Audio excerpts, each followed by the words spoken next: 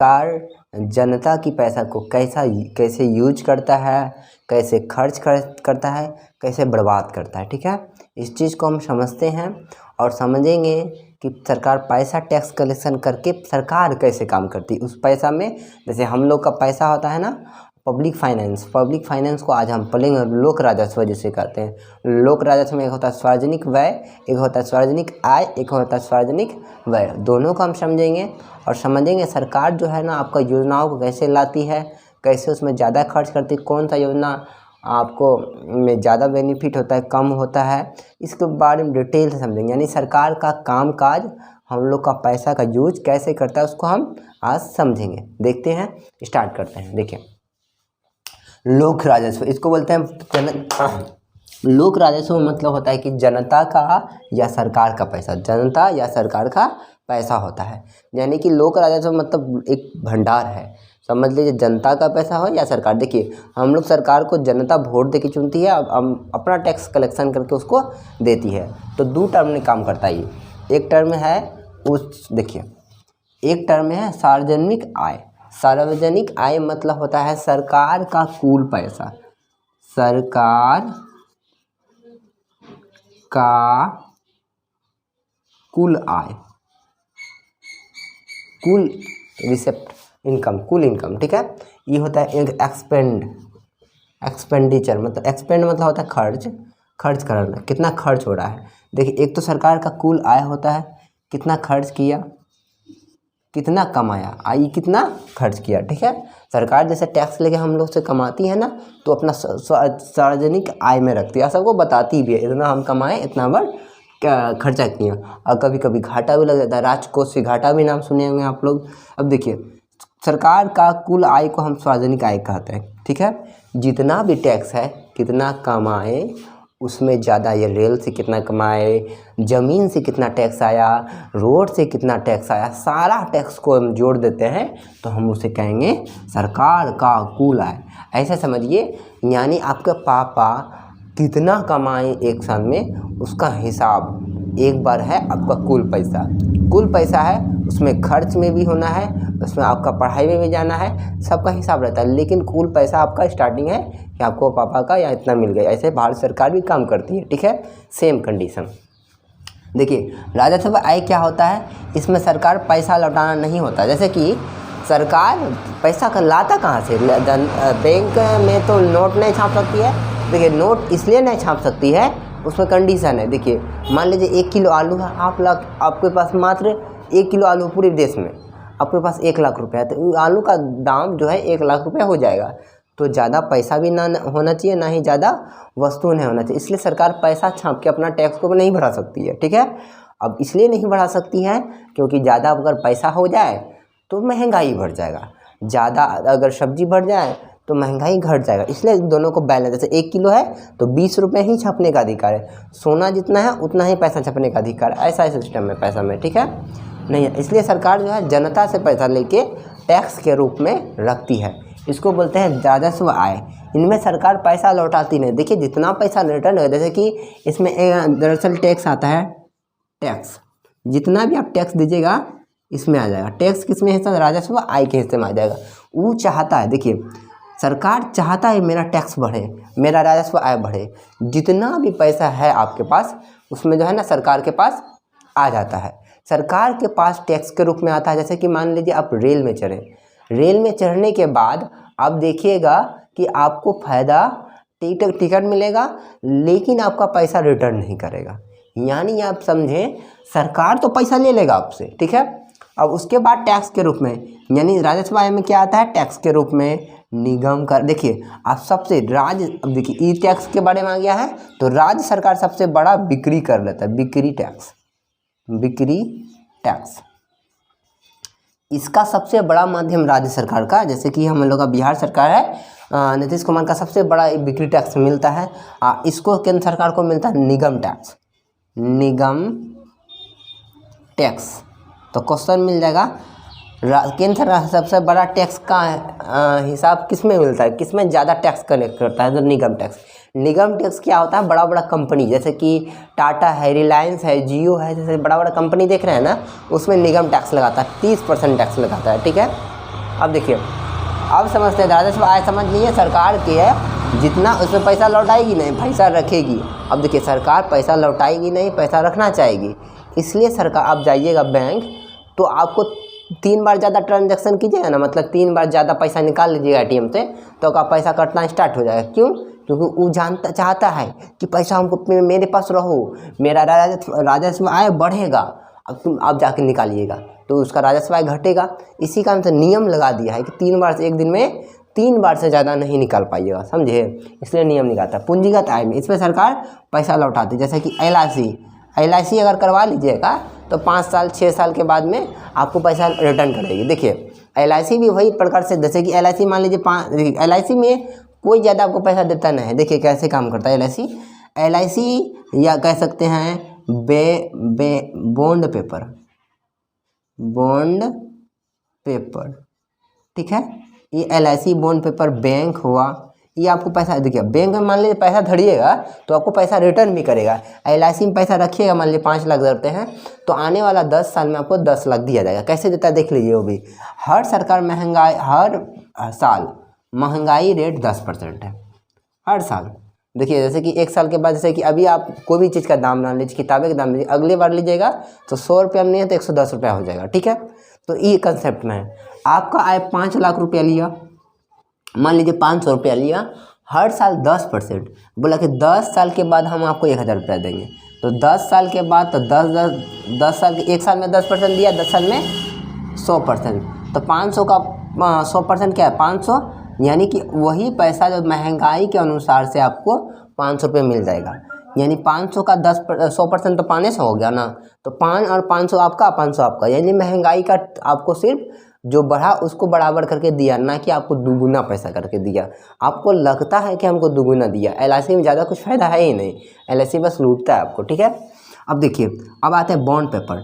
मान लीजिए सरकार को पैसा खींचना है, जानता है कि राजस्व आय हमारा घट गया है, तो पैसा ज़्यादा हो गया, महंगाई बढ़ गया है, तो बोलेगा कि लीजिए बॉन्ड पेपर लीजिए, हम इसमें विश्वास दिलाते हैं कि आने वाला 10 साल में आपका पैसा डबल, 21 दिन में पैसा डबल। हेरा फेरी फिल्म देखे हैं, उसमें बोलता है 21 दिन में पैसा डबल। इसका मतलब यही है कि सरकार जानता है सरकार कि महंगाई बढ़ रहा है, हम जनता को बुर्बक बना के बॉन्ड पेपर ले लेते हैं ताकि मेरा राजस्व आय बढ़े।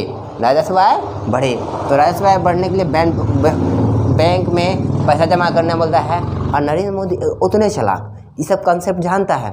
तू आया जनधन अकाउंट, सबका अकाउंट रहेगा, सबका कुछ ना कुछ पैसा रहेगा। देखिए इससे क्या फ़ायदा होगा, जनता का कुछ 100 रुपया है तो करोड़ों, एक हमारा देश में खुशखबरी यही है कि हम नंबर 1 पूरे देश में जनसंख्या में आ गए हैं, ठीक है। तो पूरे देश ही रखता है 100 रुपया, तो सोचिए राजस्व आय कितना बढ़ जाएगा। इसलिए बैंक में क्या करता है कि पैसा आपको निकालने नहीं जाता, कम से कम 500 रुपया अभी नियम में लगा दिया रखना है या 100 रुपया रखना है। लेकिन जानते हैं जब से पे फोन आया है ना, तो तब से आदमी पैसा अकाउंट में रहता है नहीं।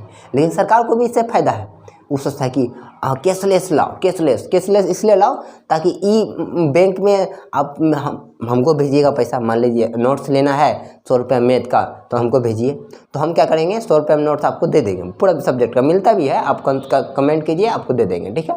अगर आप दीजिएगा तो मेरा अकाउंट में दीजिएगा, आपका अकाउंट से पैसा मेरा अकाउंट में आया तो सरकार से तो धर मर दे, हाई जेब से निकाल लिए और हाई जेब में डाल दिया, पैसा हमारे पास ना रहा। देखिए कितना चालाक है, इसलिए कैशलेस पे ज़्यादा ध्यान देता है, ठीक है। अब बैंक पेपर, इसमें सरकार पूंजीगत आय, यानी कि इसमें पैसा लौटाती है, यानी जैसे बैंक में जमा कीजिएगा उसमें पैसा लौटाएगा, LIC जमा कीजिए उसमें पैसा लौटाएगा, बॉन्ड पेपर में 10 साल के बाद आपको उसको में पैसा लौटाएगा, क्योंकि आपका बेटी 18 साल के होने के बाद आपको मिलेगा पैसा। तो देखिए अब आते हैं ई-व्यय। अब देखिए राज्य सरकार का सबसे बड़ा क्या टैक्स का साधन कौन है, बिक्री कर। केंद्र सरकार का टैक्स का साधन निगम कर, ठीक है। अब आते हैं व्यय मतलब एक्सपेंडिचर मतलब होता है खर्च, कितना आप खर्च किए, मान लीजिए इतना पैसा लिए, अब खर्च भी कीजिएगा ना, खर्च कितना किए इसको देखना पड़ता है। और राजस्व व्यय यह छोटा समय के लिए होता है, मतलब छोटा समय, जैसे कि मान लीजिए 1 साल में ख़त्म। जैसे कि आपको मान लीजिए लड़की को साइकिल लेना है, दिए कहानी ख़त्म, आज दिए कहानी ख़त्म, ये छोटा समय के लिए। जैसे कि कोई योजना आ गया, छोटा समय के लिए है, योजना आ गया, और आ गया आपका जैसे कि कोई छोटा समय के लिए क्या बनाना, सब्सिडी आ गया, और उसके बाद क्या होता है, स्कॉलरशिप छात्रवृत्ति आ गया, छोटा समय के लिए फिक्स करता है भाई इस इतना खर्चा होवे करेगा, इसमें दे दो छात्रवृत्ति। देखिए सरकार पैसा अपने पास नहीं रखती है, सरकार उसमें पैसा इन्वेस्ट भी करती है। जैसे कि छात्रवृत्ति देना है, इंदिरावास देना है, इंदिरावास देना है, पक्का मकान, इंदिरावास देना है आपको, तो वो क्या करेगा, इंदिरावास देना है तो भाई इंदिरावास के छोटा समय के लिए इतना पैसा रख दो। जैसे कोरोना वायरस आया, कोरोना वायरस में हम क्या किए कि भाई इतना पैसा रख दो, कोरोना वायरस किट विट मंगा लेना, तो एक साल में कहानी खत्म हो जाता है। समय छोटा समय के लिए आता है, उसको कहते हैं राजस्व व्यय, मतलब एक साल का से कम होता है। जैसे कि जल नल योजना, देखिए जल नल योजना एक ऐसा योजना है, देखो छोटा समय के लिए है, ठीक है। किसान सम्मान निधि योजना है, जितना किसान सम्मान निधि, देखिए सुनिएगा अब इसमें क्या फ़ायदा है सरकार को, जैसे कैसे लूटता है, ज़्यादातर जो है ना सरकारी कर्मचारी को फ़ायदा होता है। जैसे कि जल नल योजना बिहार में चल रहा है, जल नल योजना बिहार में एक ऐसा देश राज्य है जहाँ की हर प्रत्येक वर्ष बाढ़ आना निश्चित है। देखिए हम लोगों को पानी का जरूरी नहीं, अब मान लीजिए पानी यहाँ दे दिया, गरीबों रहे चाहे अमीरों रहे, तो उसका घर में जल नल योजना के तहत नल लगेगा। मेरा घर में खुद मोटर है, हमको जल का जरूरी नहीं है, लेकिन फिर भी मेरे घर में लगाया गया है। देखिए पैसा कैसे बर्बाद होता है सरकार का, यहाँ समझिए। अब देखिए किसान का, बेचारा किसान को 500 रुपये पर मंथ देता है किसान को। अब देखिए जल नल में क्या होता है ना कि कहीं नल टोटी टूट गया है और उसमें पच्चर है ऐसे टाइप घुसा रहा है उसमें घुस और घुसते पाइप पे तोड़ देता है, पाइप देता है तो और छिड़ जाता है, पानी का हद से ज़्यादा बर्बाद होता है। जल नल योजना जिसको ज़रूरी है, जिस क्षेत्र में, जैसे गया क्षेत्र में बहुत ज़्यादा ज़रूरी है, जहाँ सुखाड़ पड़ता है वहाँ दीजिए, कोई दिक्कत नहीं है। लेकिन क्या होता है जल नल योजना में आने के बाद जो है पूरा जो अमीर है तो अमीरों फ़ायदा उठा, गरीब है तो गरीबे फ़ायदा उठा। ऐसे कि किसान सम्मान निधि योजना, किसान सम्मान निधि योजना देखेंगे हर साल 500 रुपये देता है, मतलब हर साल बोलते हैं महीना 500 महीना देता है, ठीक है। सम्मान, किसान सम्मान, इसमें क्या होता है कि 500 रुपये महीना देता है। देखिए अब इसमें सर देखिए सबसे डीपी जो आता है, ये खाद का नाम होता है डीपीटी, वो इतना महंगा होता है, 1200 रुपया बोरी है। उससे बढ़िया है कि सरकार क्या करे, किसान का खादे दे दे, तो 500 रुपया तो बढ़िया नहीं लेगा 500 रुपया। अगर 500 रुपया देते हैं और उसमें जानते हैं 5000 करोड़ दिया है, सोचिए 5000 करोड़ अब उसमें खर्च कर दिया है छोटे समय के लिए।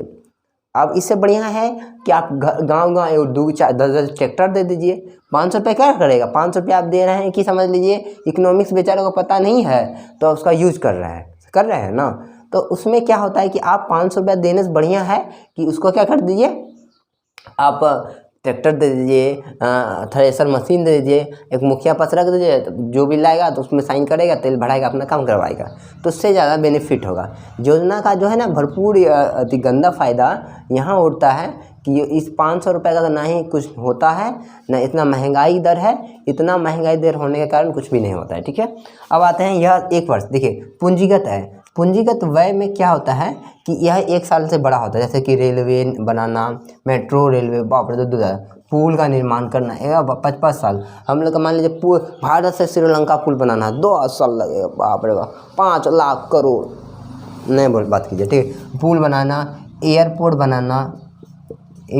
बनाना, इसमें ज़्यादा पैसा खर्चा लगता है, ठीक है। एयरपोर्ट पुल बनाने में ज़्यादा, इसलिए 1 वर्ष से ज़्यादा होता है, इसलिए बोलते हैं पूंजीगत व्यय। मतलब पूंजीगत व्यय मतलब 1 साल से ज़्यादा वाला खर्चा, ठीक है।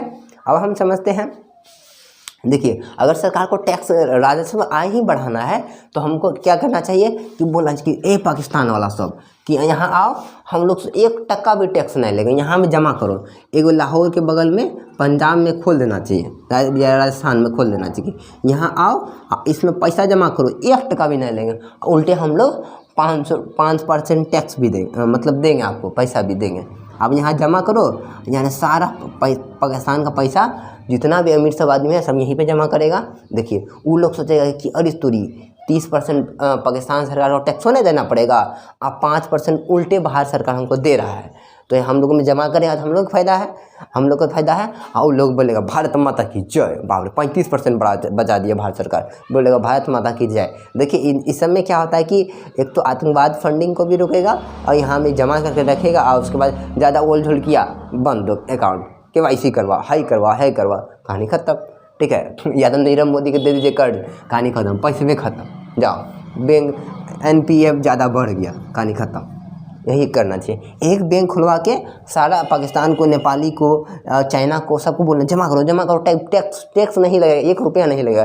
जैसे स्विस बैंक खेला है ना, स्विट्जरलैंड का बैंक जो है, उसमें पैसा जमा कर सकते हो, कोई दिक्कत नहीं, कितना जमा कीजिएगा, आपको टैक्स नहीं लगेगा। और उसे भारत सरकार को करना चाहिए ताकि राजस्व आय बढ़े, ये सब कराना चाहिए। जैसे कि इकोनॉमिक्स का हम यूज करना चाहिए, लेकिन आजकल का नेता बस धर्म के नाम पे हिंदू मुस्लिम करवाएगा और कहानी खत्म। यूज करना है तो पाकिस्तान को ऐसे यूज करो, तो NPA बढ़वा लो, बैंक कहानी खत्म, बैंक क्रॉस, आपको 5 लाख मिलेगा, खाली कहानी खत्म। अब इसको हम समझते हैं। अगर 2 क्वेश्चन आएगा, आपसे एक क्वेश्चन पूछेगा, राज्य सरकार का सबसे बड़ा टैक्स का किस में मिलता है, बिक्री कर में, और केंद्र सरकार का निगम कर में। Thank you. अगर आपको चाहिए नोट्स मैथ का भी वीडियो बनाते हैं हम, मैथ का वीडियो अगर देखना है तो आप नोट्स के लिए हमको मैसेज कीजिए, कमेंट कीजिए, 100 रुपये मात्र नोट्स मिल जाएगा। थैंक यू, जय हिंद।